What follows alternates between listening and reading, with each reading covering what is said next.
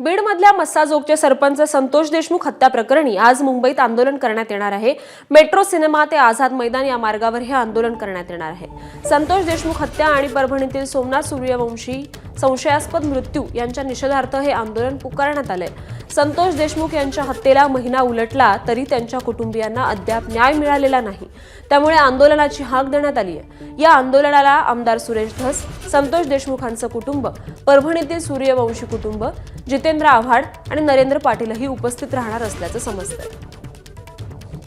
नवीन नवीन video वाल्मिका कराडांचे यायला लागलेले आहेत। संतोष देशमुखांच्या कुटुंबियाला चिंता आहे की हे खरंच त्यांना शिक्षा देण्यासाठी सरकार चौकशी करायला लागले, इन्व्हेस्टिगेशन करायला लागले का वाल्मिका कराडला वाचवण्यासाठी करायला लागले।